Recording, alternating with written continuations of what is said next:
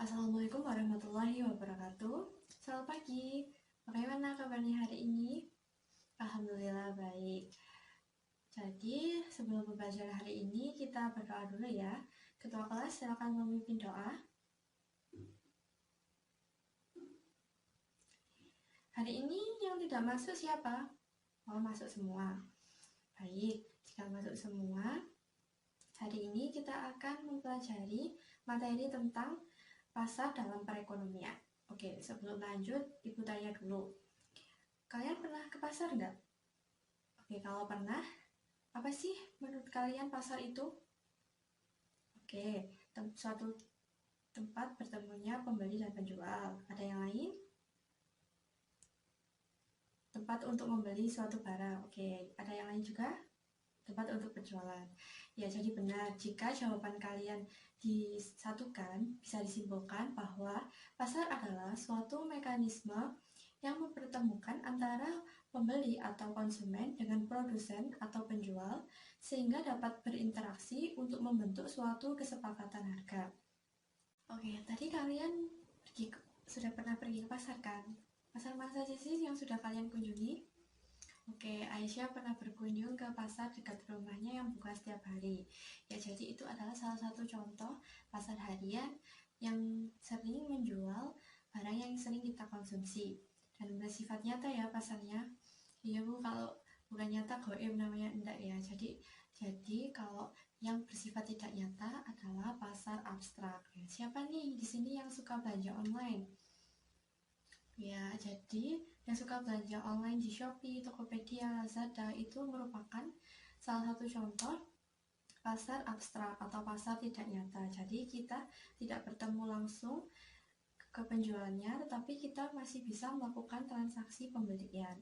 Selain online shop, juga ada pasar saham, pasar modal, pasar uang, itu juga merupakan pasar abstrak. Selanjutnya, selain bentuk pasar abstrak tadi, juga ada bentuk pasar berdasarkan strukturnya. Pasar berdasarkan bentuk strukturnya dibagi lagi menjadi dua, yaitu pasar sempurna dan pasar tidak sempurna. Untuk pasar sempurna, Ibu minta untuk deret pertama ini atau kelompok 1 untuk mencari pengertian, ciri-ciri, dan contoh pasar konkret dari pasar persaingan sempurna. Untuk yang deret 2 ini, pasar tidak sempurna monopoli. Untuk deret ketiga, pasar oligopoli. Untuk yang deret keempat, mencari pasar tidak sempurna monopolistik. Jadi Ibu minta untuk 4 kelompok tadi untuk mencari pengertian, ciri-ciri pasar, dan contoh pasar konkretnya. Ibu kasih waktu 10 menit. Apakah sudah? Baik, kalau sudah, untuk kelompok 1 perwakilannya Ibu minta untuk disampaikan hasilnya. Oke, jadi sudah jelas ya yang disampaikan oleh kelompok 1 bahwa persaingan sempurna adalah persaingan yang terjadi secara sempurna di dalam pasar. Jadi persaingannya itu terbentuk secara alami atau harga di suatu pasar itu ditentukan secara alami dari permintaan dan penawaran yang terjadi di pasar. Selain itu juga tidak ada campur tangan pemerintah sehingga pembeli dan penjual itu bisa bebas keluar masuk pasar. Selain itu, produk yang dijual di pasar persaingan sempurna itu adalah pasar yang sejenis atau sama. Selanjutnya untuk pasar tidak sempurna, deret kedua silahkan dibacakan. Ya, selanjutnya untuk deret ketiga silahkan dibacakan. Oke, selanjutnya deret keempat. Oke, jadi di sini kita bisa tahu bahwa peran pasar dalam perekonomian yaitu yang selain sebagai kegiatan konsumsi juga bisa sebagai kegiatan produksi ataupun distribusi. Oke, selanjutnya kita akan membahas materi tentang permintaan dan penawaran. Oke, sebelum lanjut, Ibu tanya nih, kalian kalau ke pasar ngapain? Pasti kita akan ingin membeli suatu barang kan, jadi kita ada permintaan nih. Oh, misal kita kekurangan beras. Jadi kita akan pergi ke pasar untuk membeli beras. Jadi di pasar pun juga demikian. Di pasar akan menyediakan produk yang akan kita beli atau menawarkan produk yang mereka jual. Jadi itu bisa disebut dengan penawaran. Sedangkan permintaan itu adalah dilihat dari segi pembeli, sedangkan penawaran dilihat dari penjual. Jadi bisa diartikan bahwa permintaan adalah sejumlah barang dan jasa tertentu yang diminta atau dibeli oleh konsumen pada berbagai kemungkinan tingkat harga. Sedangkan untuk penawaran adalah jumlah barang dan jasa yang tersedia yang dapat dijual oleh penjual pada berbagai tingkat harga. Nah, selanjutnya, apa saja sih faktor-faktor yang mempengaruhi permintaan dan penawaran? Pastinya itu adalah harga barang itu sendiri. Nah, selain itu, saya juga tanya nih, apakah kenaikan BBM yang terjadi saat ini itu dapat mempengaruhi kenaikan harga barang? Ada yang bisa menjawab? Oke, benar ya. Jadi BBM itu mempengaruhi kenaikan harga barang. Kenapa? Karena BBM termasuk biaya produksi, sehingga biaya produksi meningkat, maka penjual akan meningkatkan harganya. Jadi biaya produksi itu juga termasuk dari faktor yang mempengaruhi penawaran. Oke, selain itu, faktor-faktor lainnya yaitu adanya teknologi produksi, keuntungan laba atau harapan keuntungan yang ingin diperoleh oleh penjual, lalu jumlah produsen, dan kebijakan pemerintah. Sedangkan untuk faktor yang mempengaruhi permintaan itu adalah pendapatan konsumen, selera konsumen. Pasti pendapatan dan selera konsumen kan juga berbeda-beda, jadi itu bisa mempengaruhi permintaan. Dan jumlah penduduk atau konsumen, lalu juga ada harga barang substitusi dan barang komplementer. Oke, selanjutnya untuk hukum dan kurva permintaan dan penawaran bisa disimak video berikut ini. Oke, jadi di video tadi berisi tentang ini kan, ada kurva permintaan, kurva penawaran, dan kurva keseimbangan yang ditunjukkan dari penjualan produk susu ya. Ya misalkan ini tadi harga susu tadi 5.000, dijual 5.000, maka permintaannya 50. Kalau sedangkan penawarannya 10. Sedangkan kalau dijual 6.000, jumlah permintaannya 40, penawarannya 20. Harganya 8.000, permintaannya 30, penawarannya juga 30. Kalau 10.000, permintaannya 20, penawarannya 40. Kalau sedangkan 15.000, permintaan 10, penawaran 50. Nah, dari harga-harga produk ini dan harga produk susu dengan jumlah permintaan dan penawarannya, kita akan membuat kurvanya. Ini Ibu contohkan ada kurva permintaan ya. Dari data ini kita buat kurvanya. Jadi P ini adalah price atau harga, Q ini quantity, jumlah. Maka bisa dilihat bahwa harga 5.000 terjual 50, kalau 6.000 terjual 40, 8.000 terjual 30, 10.000 terjual 20, sedangkan 15.000 terjual 10. Nah, bisa dilihat ini. Jadi tadi hukum permintaan berbunyi bahwa jika harga barang naik, maka permintaan akan turun. Makanya permintaan akan turun. Dan sebaliknya, jika harga turun, maka permintaan akan naik. Nah, jadi begitu ya hukum kurva permintaan. Sedangkan untuk kurva penawaran, Ibu minta tolong siapa yang ingin menggambarkan kurva penawarannya. Kalau ada yang bisa membantu menggambar kurva penawarannya, silahkan digambarkan di papan tulis.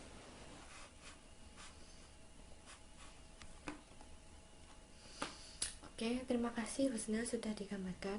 Jadi kita lihat ya gambarannya Husna. Jadi benar ya bahwa kurva penawaran kalau digambarkan seperti ini ya, sudah benar nih. Dari data ini dibuatkan kurva.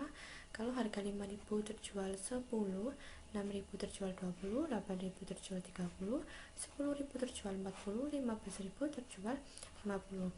Nah, ini menggambarkan bahwa tadi hukum kurva penawaran berbunyi jika harga semakin naik, maka penawaran juga akan naik. Sedangkan kalau harga turun, maka penawarannya juga akan turun ya. Terima kasih Husna. Selanjutnya, siapa yang ingin menggambarkan kurva keseimbangan? Silahkan digambarkan di papan tulis.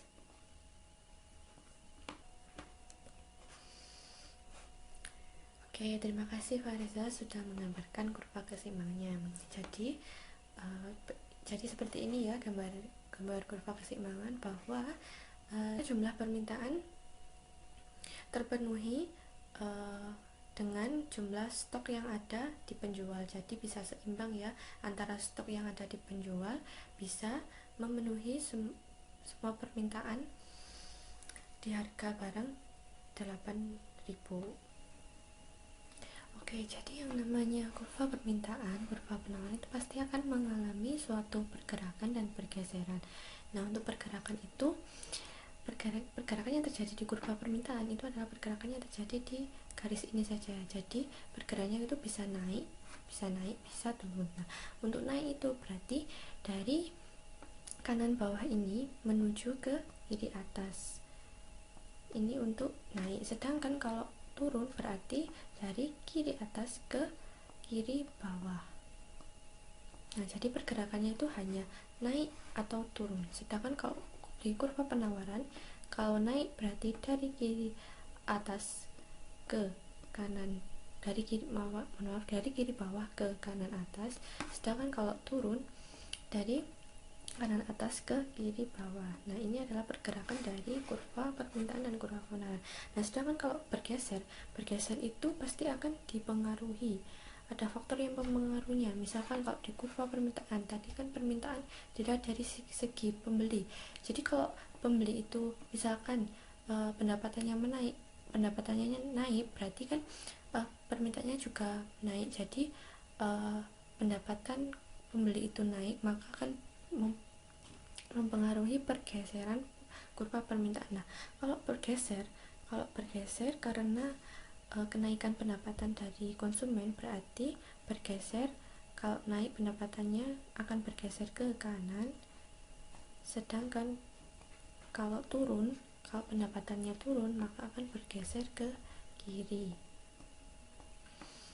Nah, seperti ini,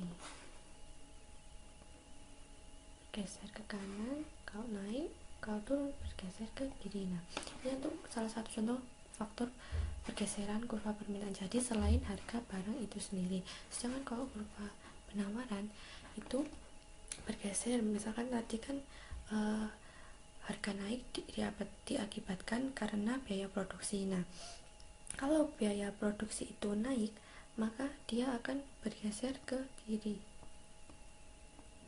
Sedangkan kalau biaya produksi itu turun, maka akan bergeser ke kanan.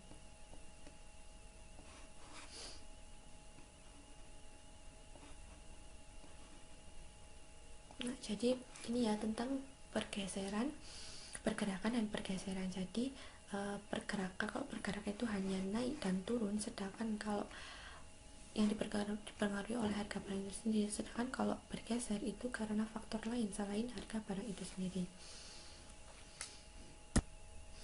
Oke, jadi sudah paham ya dengan penjelasan pergerakan atau pergeseran dari kurva permintaan maupun penawaran beserta hukumnya ya. Kemudian selanjutnya kita akan membahas materi tentang elastisitas. Nah, apa sih elastisitas itu?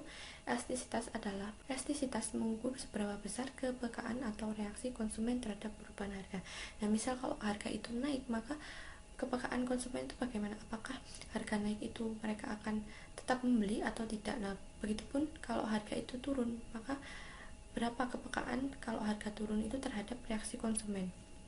Nah, elastisitas itu dibagi menjadi dua, yaitu elastisitas permintaan dan penawaran. Nah, lalu bagaimana menghitung kepekaan tadi? Maka ada rumusnya. Baik rumus elastisitas permintaan atau penawaran itu sama ya rumusnya. ED atau ES sama dengan delta Q. Delta Q adalah perubahan jumlah permintaan atau penawaran dibagi dengan delta P. Delta P itu perubahan harga barang dikali P itu harga mula-mula dibagi dengan Q, jumlah permintaan mula-mula, atau bisa menggunakan rumus persen delta Q dibagi persen delta P. 800.000 per unit, mengakibatkan jumlah sepeda yang ditawarkan naik dari 500 unit menjadi 800 unit. Nah, jenis koefisien elastis penawaran adalah, nah jadi ini cara menghitungnya adalah elastisitas penawaran, yaitu delta Q dibagi delta P dikali P per Q. Lalu delta Q ini Q2 dikurangi Q1, maka 800 dikurangi 500 dibagi dengan P2 kurangi P1, P2 nya 1 juta, P1 nya 800.000, lalu dikali P per Q, P nya 800.000 dibagi Q nya 500, lalu hasilnya sama dengan 2,4. Nah, berarti 2,4 ini kan lebih dari 1. Jadi tadi yang lebih dari 1 maka disebut dengan penawaran elastis. Kan tadi soalnya penawaran kan, jadi disebut penawaran elastis. Jadi barang ini ya, jadi harga sepeda ini naik sedikit saja, maka penawarannya juga naik sebesar 2,4% tadi ya. Jadi itu adalah contoh perhitungan soal elastisitas. Baik, jadi kesimpulan yang kita pelajari hari ini tadi yaitu mulai dari pengertian pasar, bentuk-bentuk pasar, permintaan dan penawaran, hukum permintaan dan penawaran beserta kurva, dan tadi kita juga pergerakan dan pergeseran kurvanya bagaimana. Lalu kita juga mempelajari tentang elastisitas, apa itu elastisitas, macam-macamnya, dan bagaimana cara menghitung elastisitas. Nah, dari sini apakah kalian sudah paham? Oke, kalau sudah paham dan tidak ada yang ditanyakan, maka saya cukupkan hari ini. Jangan lupa nanti tugas latihan soalnya yang perhitungan elastisitas dikerjakan di rumah ya, dikumpulkan minggu depan. Lalu sekaligus minggu depan kita akan membahas materi tentang bank ya, jadi bagaimana bank itu bisa berperan dalam perekonomian ya. Baik, kalau itu saya akhiri pertemuan hari ini. Semoga apa yang kita pelajari ini bisa bermanfaat. Saya akhiri. Wassalamualaikum warahmatullahi wabarakatuh.